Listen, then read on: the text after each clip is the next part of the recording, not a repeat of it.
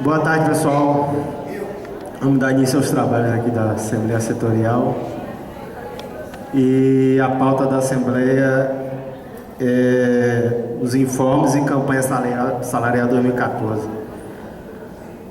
Inicialmente, Fred vai dar os informes aqui. Um só. Boa tarde, pessoal. Eu vou ser rápido. A gente, vagando por informações, a gente acabou descobrindo que no dia 5 próximo vai acontecer o Encontro Nacional da Justiça Eleitoral, convocado pela Federação. Tá? A gente ficou surpreso, não sei porque se não chegou a convocatória na secretaria do sindicato ou se por algum motivo não passou, não havia chegado até a gente o e-mail com a convocatória, mas aí a gente está, ainda dá tempo de corrigir. Tá? Qual é o processo? O encontro ele tem uma pauta específica relacionada à Justiça Eleitoral, tá? Deixa eu só ver aqui, pronto, está aqui. A pauta da discussão de temas específicos, tais como remoção, permuta, redistribuição, criação de cargos, hora extras para as eleições de 2014, recadastramento biométrico, estratégia para aprovação do PL 7027-2013, que é o PL da isonomia do chefe de cartório do interior, que recebe FC1, enquanto da capital recebe FC6, né? Ou, desculpe, FC4, isso é uma coisa e falei outra. Deixa eu ver o que mais. Além de temas gerais, como calendário de mobilização da categoria, estratégia de mobilização na campanha salarial, etc, etc. Bom, então, qual é o esquema? Na notícia que nós lemos, entrei em contato com a Eugênia, que é diretora da Federação e é servidora do TSE. Eu sei que ela estava articulando, mas não sabia que já tinha conseguido data, etc. Era ela que estava articulando que a Federação convocasse esse encontro. Eu estou procurando ainda saber dela quais são os detalhes da convocatória. O que eu estou querendo dizer? Por exemplo, a gente tem no nosso estatuto local a possibilidade de votação online, tá? Mas nos encontros da Federação, por exemplo, Congresso, OPEAD, etc., eles não comportam esse modelo de votação, tá? Então, a votação precisa ser presencial. Assim sendo, a gente precisa entender como é que é para saber se vai ser aberta a votação online ou não. Então, por via das dúvidas, qual é a estratégia que nós discutimos e estamos apresentando aqui? A gente já está convocando, vai sair o edital formal, etc., porque é necessário, mas a gente já está convocando uma Assembleia Setorial para segunda-feira. Observem que é segunda-feira, portanto a gente não vai ter tempo de passar em sala chamando, reforçando o convite. É importante que cada servidor já saiba que vai acontecer, até porque a gente não sabe se existe quórum mínimo necessário para a convocatória, exclusivamente para poder fazer a eleição dos delegados para o ENERJ. Apenas isso. Então, segunda-feira as pessoas vêm aqui, a gente vai colocar os nomes que desejarem vão se candidatar e a gente vai proceder à votação. Caso seja possível a votação online, a gente vai, inclusive a nossa intenção é fazer do lado de fora por isso, porque Eric disse que aqui dentro ele tem muita dificuldade de fazer a conexão, né? Então, os servidores do interior eles não conseguem nem assistir a Assembleia simultaneamente, só depois, porque todas as assembleias são gravadas e disponibilizadas, mas também não conseguem votar. Então, provavelmente a gente vai fazer algo curto, a gente faz aí fora mesmo, tá? Para poder garantir que isso aconteça, se for possível. Não sendo possível, a segunda-feira continua sendo um bom dia. Por quê? Porque isso permite que os servidores do interior possam vir no final de semana, passem o final de semana aqui, na segunda-feira eles participam da Assembleia e se deslocam, né? E aí a gente negocia com a administração a questão do ponto, etc, etc, etc. Então a gente está colocando para segunda-feira por esse motivo. Cada sindicato que tenha na sua base servidores do eleitoral tem direito a 2 representantes. Um da capital, um do interior do estado, tá? Então, sobre o ENERJ é isso. Não sei, ficou alguma dúvida? Você tinha levantado a mão? Pronto. Então é isso. Então, segunda-feira a gente já está colocando aqui. Por favor, aquele trabalho que o pessoal tem feito de passar, façam nos setores de vocês. Chama o pessoal, a gente não sabe se é necessário o quórum mínimo. A gente sabe que a gente tem que mandar a documentação necessária para o credenciamento. Normalmente nos eventos da federação esse material é edital de convocação, lista de presença e ata, tá? Então, é importante, por exemplo, eu sei que no Congresso, ampliado, etc., inclusive dá quórum mínimo de delegados, tá? Então, é importante, para garantir a nossa representação no Enege, é uma segunda, não dá tempo da gente passar reforçando, que todo mundo já saia daqui, anote na agendazinha, 1h30 a gente consegue passar, mas já anote na agendazinha que a gente vai fazer essa chamada para segunda-feira, 13 horas, exclusivamente para eleição de delegados do Enege. Ok? Alguma dúvida sobre esse assunto, pessoal? Então, vou voltar para Ivan, era só isso que eu queria falar.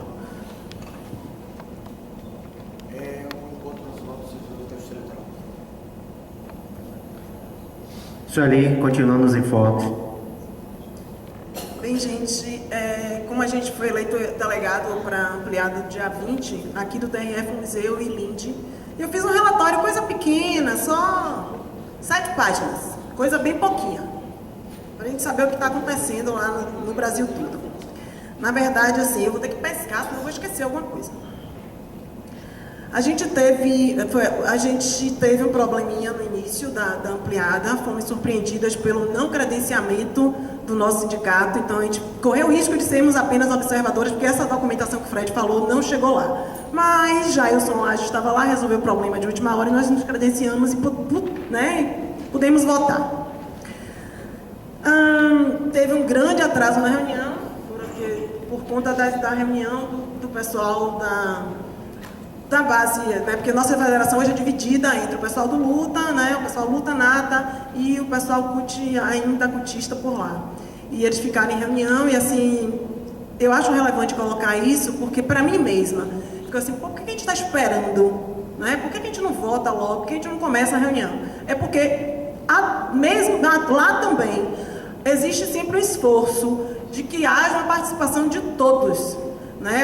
Apesar de nós éramos maioria na reunião, o pessoal da oposição, do Luta Fenajuf e da Nata, éramos maioria, mas no entanto, a gente sempre tenta chegar a um consenso, já que a gente sabe que essa é uma luta de todos, que a gente precisa que todo mundo participe. Então a gente realmente esperou por aí umas 2 horas até que ele chegasse. Vamos lá. Os primeiros informes que foram dados por Saulo, que é o dirigente do Sindicato do Maranhão e dirigente da Federação, Saulo Arcangeli. É o seguinte, estava marcado para o dia 19, mobilização nos estados e em Brasília. Em Brasília, pretendíamos fazer uma marcha em direção ao STF, um grande ato no STF, contrário à carreira exclusiva, o projeto de carreira exclusiva. Mais uma vez, o Sindjus-DF não fez a parte dele, não mobilizou a categoria. A informação que chegou até nós é que o Sindjus-DF colocou no dia 18 uma notinha no site informando que haveria marcha no dia 19, ou seja, não tinha servidores suficientes.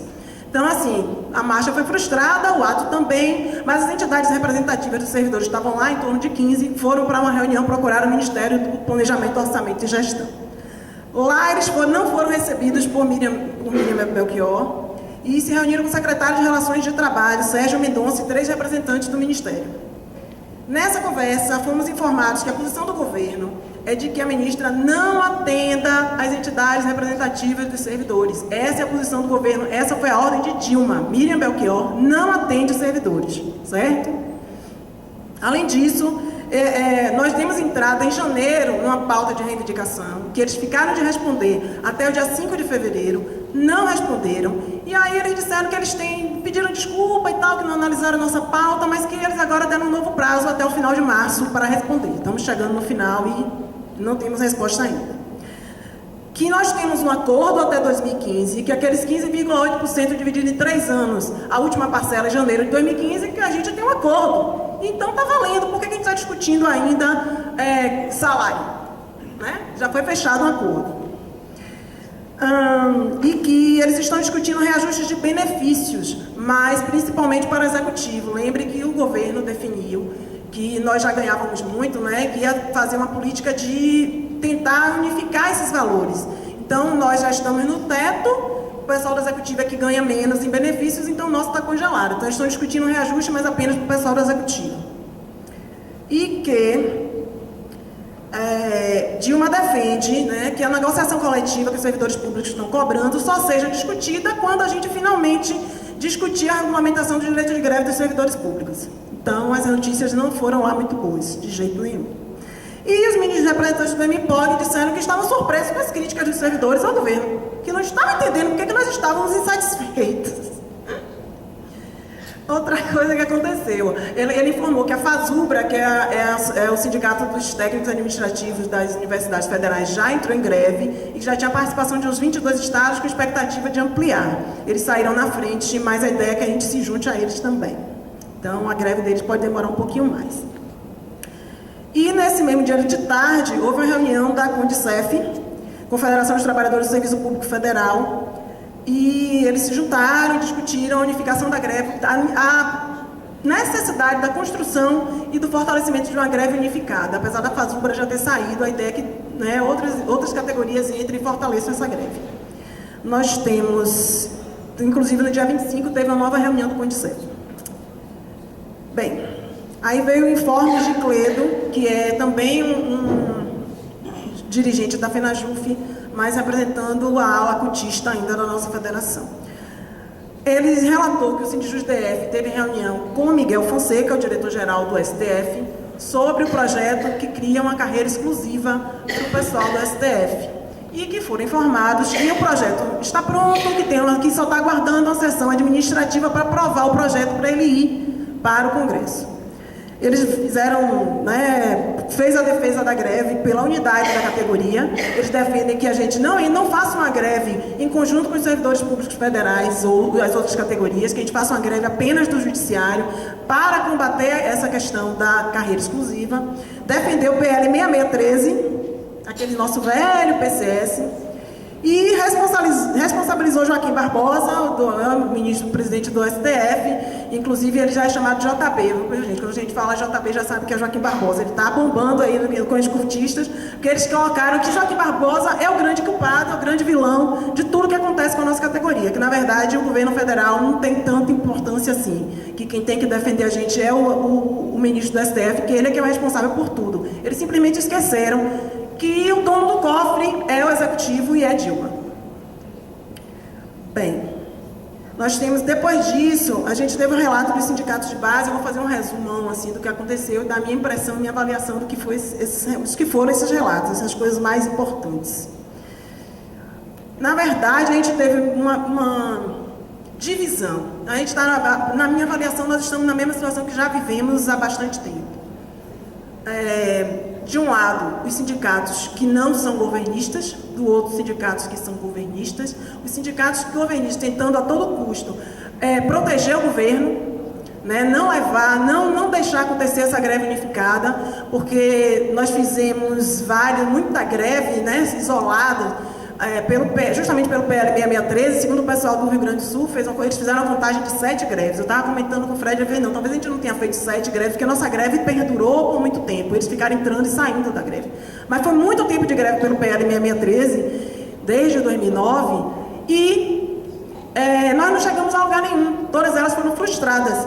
E a greve de 2012, junto com os servidores públicos federais, todos eles, foi a única que logrou algum êxito. É um êxito muito mais político do que financeiro, mas a gente quebrou a política do governo de reajuste zero.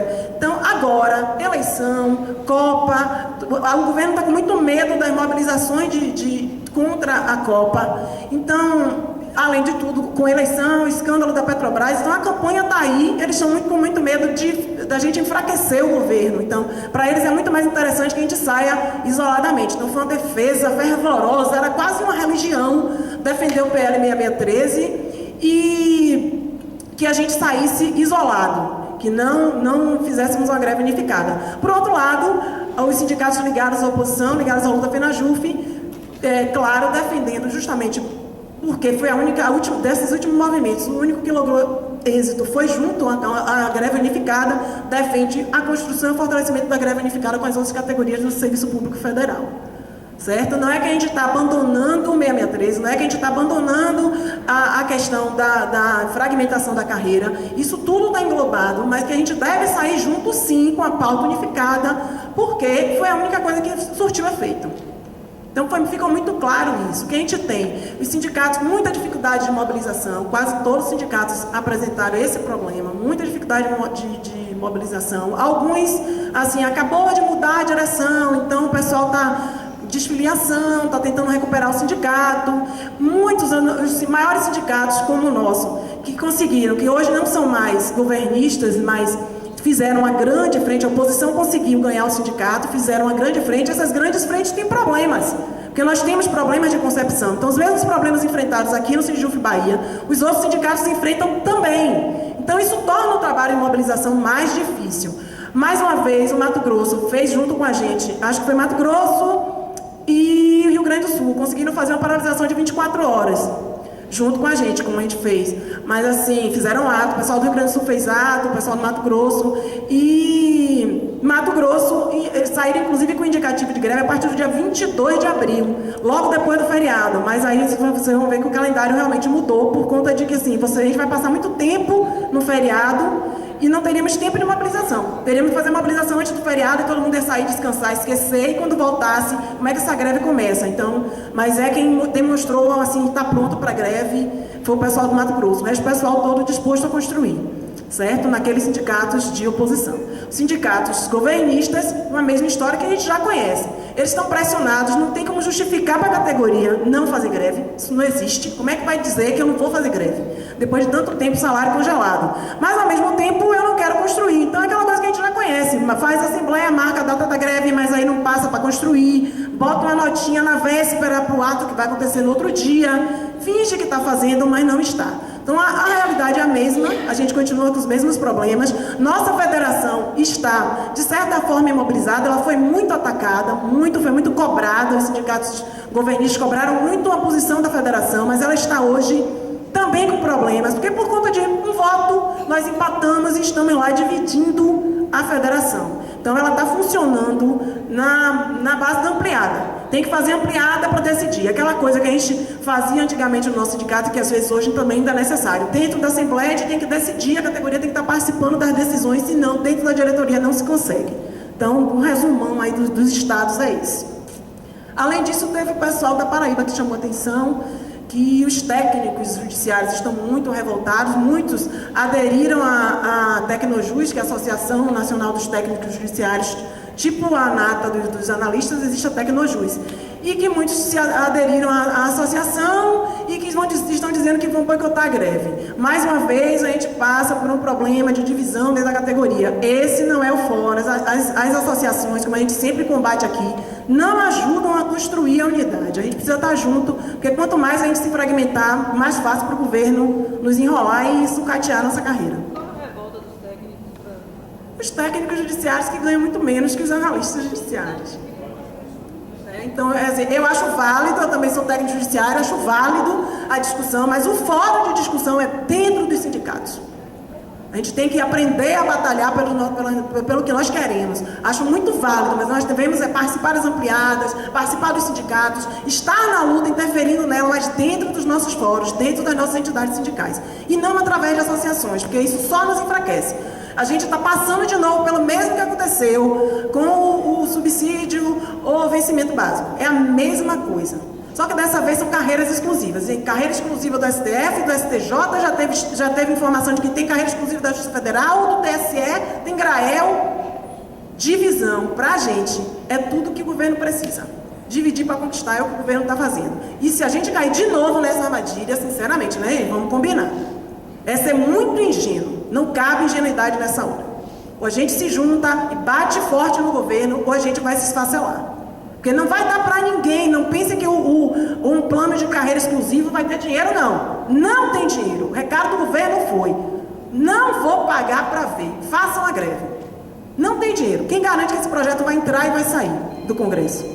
Então, está nas nossas mãos de qualquer jeito. Eu passando nas salas, o pessoal perguntava: qual é a boa notícia? Está na nossa mão. É a boa notícia. Deixa eu ver o que mais que tem aqui. Novas notícias. A Saulo também novamente informou que a FenaJuve solicitou a instalação de uma mesa de negociação para discutir nossa pauta específica. E aí entra carreira, terceirização, extinção de cargo, teletrabalho, e que nessa mesa nós tivéssemos paridade, né? O mesmo número de representantes dos servidores dos tribunais superiores, para não ficar do jeito que já foram as outras mesas, em que a gente tinha um voto. Não adiantava nada. Mas a gente já encaminhou aí 2 atualizações de pauta, porque o tempo está passando e as coisas acontecendo, mas até agora essa mesa não foi instalada.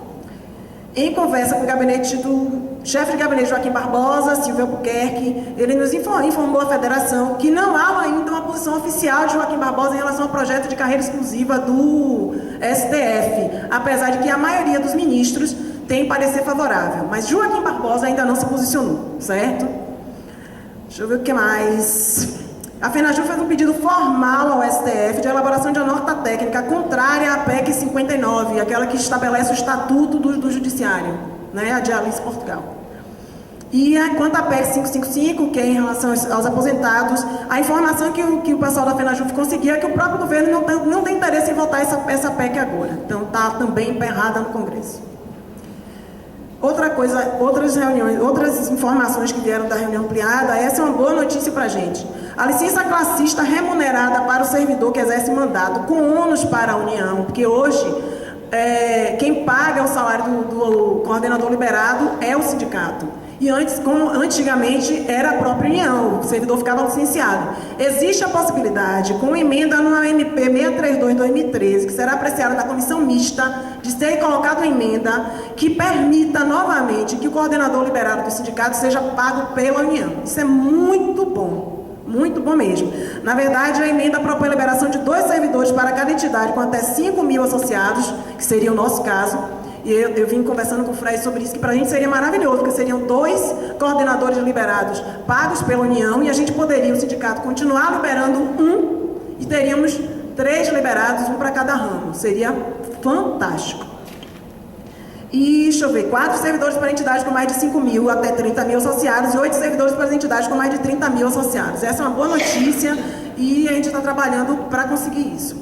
A outra coisa que é importante é que houve muito questionamento nessa ampliada, muita briga entre os cotistas e os não cotistas em relação a fazer a greve unificada ou não, pela unidade da categoria, como eles falavam, mas assim, o que ficou muito claro, assim, que era só uma manobra para atrasar a votação do calendário, porque na verdade na ampliada anterior, foi no dia 8 de fevereiro, a ampliada já tinha aprovado por unanimidade uma resolução contrária à fragmentação da carreira, provocada justamente por esses projetos de carreira exclusiva. Então era só uma manobra, a briga em relação a isso era só uma manobra para atrasar a votação do calendário. Foi muito difícil. Como eu disse, a federação está funcionando com ampliadas, é a ampliada que está definindo os destinos da federação, e eles tentaram atrasar ao máximo a votação para que a gente não saísse de lá com o calendário. Mas, como eu disse, pressionados, o calendário foi votado por unanimidade. Muito lindo, na hora eu até disse a unidade, comemoramos, porque finalmente tínhamos a unidade. E o calendário definido foi o seguinte: de 28 de março a 5 de abril, rodada de assembleias nos sindicatos de base, já para trazer essas informações da ampliada. Dia 2 de abril, tem um ato nacional no STF, também contra a fragmentação da carreira. Novamente, a tentativa de fazer um grande ato na frente do STF. Se o Sindjus DF fizer metade do que ele disse na ampliada, vai ser um super ato. Disseram que iam ter passagem em todos os locais de trabalho, em chamada no Jornal Nacional, na Band News. Se isso acontecer, se fizer metade, a gente vai fazer um grande ato no STF no dia 2 de abril. Dia 9 de abril, é o Dia Nacional de Luta com Paralisação de 24 horas, unificado com o pessoal da Condicef, que eles já tinham decidido esse dia. Então, vamos estar novamente fazendo a paralisação de 24 horas. Do dia 22 a 28 de abril é Semana de Mobilização e Construção da Greve, que é o caso, por isso que não deu para ficar o indicativo do Mato Grosso aprovado, porque dia 21 a gente está voltando de um feriado longo. Então, a gente vai ter de 22 a 28 para construir essa greve, para mobilizar os colegas, passar nas salas e tal, construir a greve que começa no dia 29 de abril, greve por tempo indeterminado, certo? Campanha salarial 2014 começa aí. E dia 10 de maio ficou marcada a reunião ampliada da FENAJUF, mais uma vez por conta de que se a gente deixasse para a diretoria votar, ela não ia sair.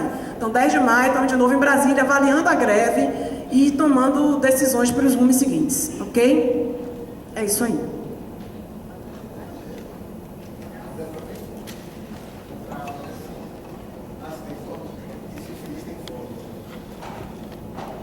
Jailson, continua nos informes.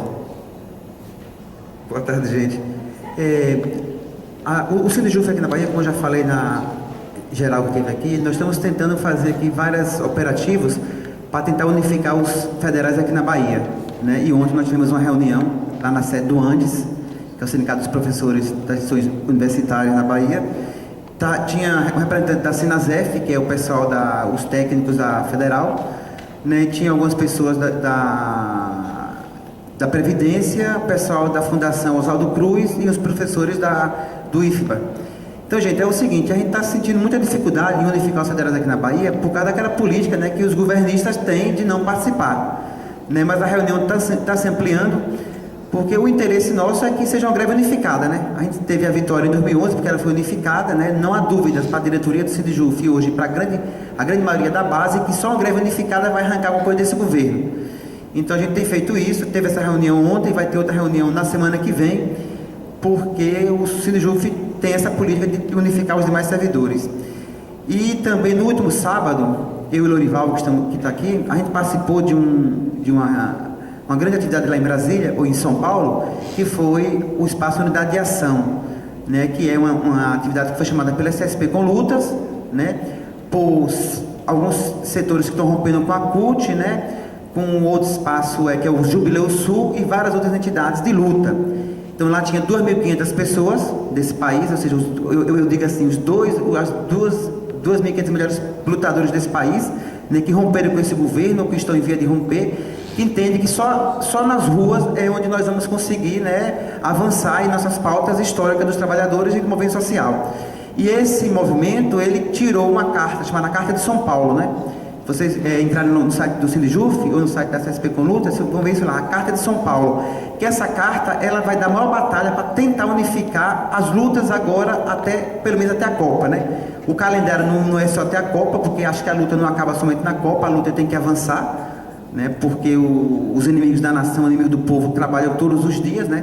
E nós não vamos lutar somente até a Copa, vamos lutar sempre, né? E uma outra coisa também que eu tenho que dizer é que a gente também está participando do Grupo da Autoria Cidadã aqui na Bahia. A gente entende também que há uma disputa por orçamento, né? Quem chega em Brasília vê todo mundo com aquela pastona ali, todo mundo está de olho no orçamento, né? Como sabe, metade do dinheiro da nação vai para poder pagar pagamento de juros, e o Sindijuf também está fazendo a construção desse núcleo, o Núcleo da Autoria Cidadã, que está se reunindo quinzenalmente. Quem entra no nosso site lá vai ver lá o que tem lá colocado. E outra coisa também é que nesse final de semana agora o Sindijuf vai ter um curso de formação política, né? Quem tiver interesse, procura aqui os diretores para eles passarem algumas informações.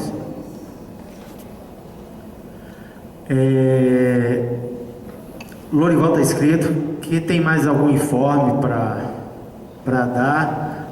Eu também estou inscrito depois do Lorival.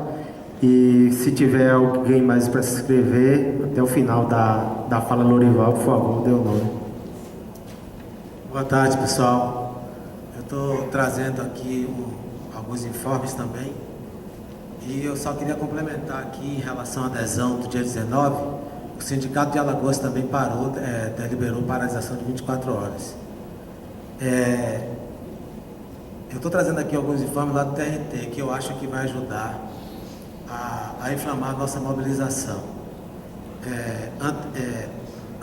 Ontem, eu fui chamado lá no TRT por algumas servidoras lá do setor de pessoal para uma reunião para traçar estratégia de mobilização no TRT.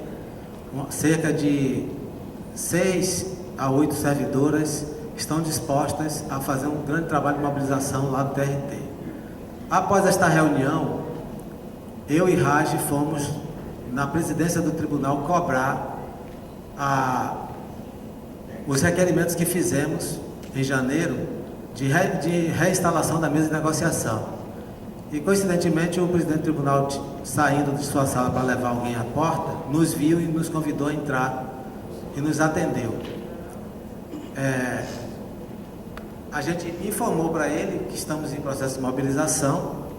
Ele manifestou uma grande preocupação com a mobilização, porque, segundo o seu entendimento, a mobilização de 2010, os 6 meses de paralisação, gerou um grande problema lá no TRT, inclusive com obstrução na criação de novas varas, porque a resolução 84 do CNJ estabelece algumas condições para a criação de cargos. que entre elas é cumprimento de metas. E o tribunal não conseguiu cumprir a meta. Ele estava preocupado e que em relação à greve, nesse ano ele vai ter que aplicar a lei. Mas Raj, lembrando a ele que ele tinha sido servidor, e ele disse realmente foi servidor por 10 anos, e Raj disse que ele conhecia a realidade